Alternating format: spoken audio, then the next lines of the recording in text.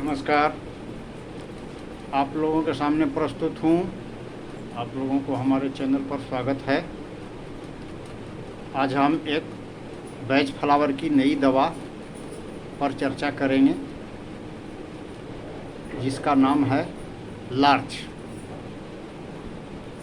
इसका नाम डिस्क्रिप्शन में दे देंगे ताकि कोई भूल ना हो समझने में, नाम जानने में। चलिए अब चर्चा को आगे बढ़ाते हैं। लार्च एक बैच फ्लावर की दवा है जिसका इस्तेमाल किस मानसिक अवस्था में किया जाएगा, इसी पर चर्चा करेंगे।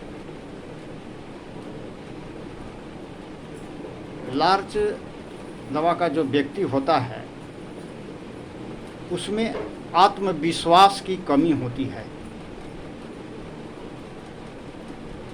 वांट ऑफ सेल्फ कॉन्फिडेंस, यानी कि उसमें उसको अपने आप पर भरोसा ही नहीं होता है कि हम यह काम कर सकते हैं। उसको में अपनी क्षमता पर विश्वास नहीं होता है। हमेशा उसका ध्यान नाकामयाबी की ओर लगा रहता है। लगता है कि मैं असफल हो जाऊंगा इस काम को करने में, यानी कि हीनता की भावना से ग्रसित रहता है। इन्फीरियरिटी कॉम्प्लेक्स की भावना से ग्रसित रहता है, यानी अपने आप को दूसरे की अपेक्षा कम समझता है, दूसरे से हीन समझता है। यही इसका मेंटलिटी होता है।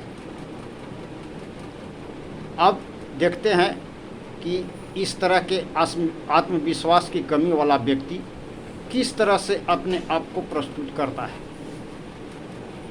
एग्जाम्पल के रूप में बोलेगा, यह काम हमारे बस का नहीं है। कोई विद्यार्थी है तो वह प्रतियोगिता परीक्षा में बैठना नहीं चाहता। बोलता है इसमें सफलता पाने के लिए जो क्षमता की ज़रूरत है वह क्षमता मुझ में नहीं है। दूसरा एग्जाम्पल है, बोलता है जब मुझे यह यकीन है, विश्वास है कि मैं यह काम सीख ही नहीं सकता तो मैं क्यों इसमें पैसा और श्रम बर्बाद करूं।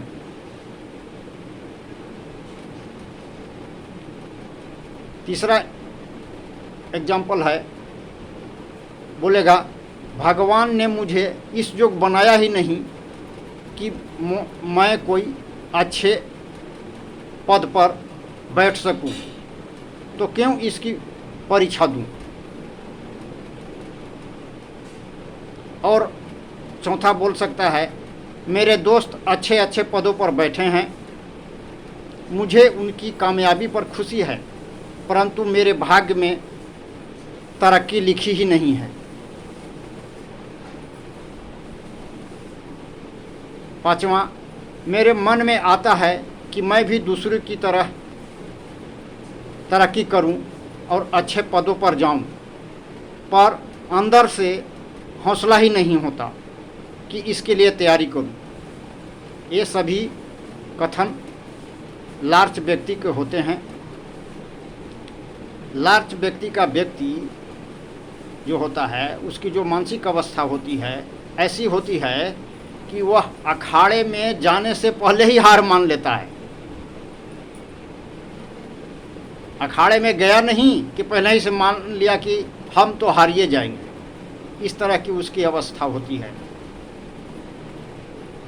इसमें दूसरों की कामयाबी पर लार्च मानसिक अवस्था वाले व्यक्ति ईर्षा नहीं करते हैं, ईर्षा या जलन नहीं करते हैं लेकिन दूसरों की तरह बनना चाहते हैं। लेकिन इनमें अपनी कामयाबी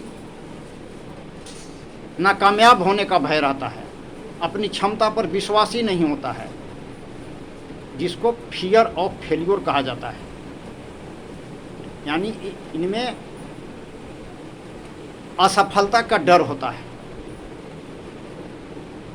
संक्षेप में कहें तो कह सकते हैं कि इनमें आत्मविश्वास की कमी होती है।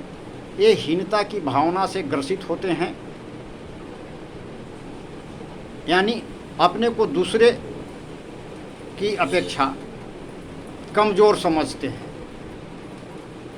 यह दवा ऐसे लोगों के लिए है जिनमें योग्यता तो है परंतु अपने पर भरोसा नहीं है, जिसके चलते ये आगे नहीं बढ़ पाते।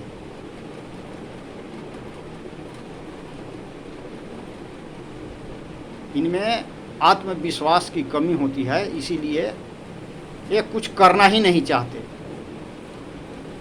यदि इन्हें लार्च दवा दी जाए तो इनमें आत्मविश्वास की भावना जागृत हो जाती है और ये पूरे आत्मविश्वास से काम करते हैं और सफलता पाते हैं। यानी कि इनमें धनात्मक सोच आ जाती है। लार्च स्वभाव का जो धनात्मक व्यक्ति होता है उसमें भरपूर आत्मविश्वास होता है, और इसका नेगेटिव माने नकारात्मक पहलू है कि इनमें आत्मविश्वास की कमी होती है। तो आत्मविश्वास की कमी वाले व्यक्ति को, जिनको अपने आप पर भरोसा नहीं है, उस तरह के व्यक्ति को यदि लार्च दवा दिया जाए तो उनमें विश्वास की भावना जागृत होगी और वे आगे सफलता प्राप्त करेंगे। अब संक्षेप में यह बता देना चाहता हूँ कि बैच दवा जो है वह बहुत ही कारगर है। इसका उपयोग विशेष करके मानसिक अवस्था पर दिया जाता है,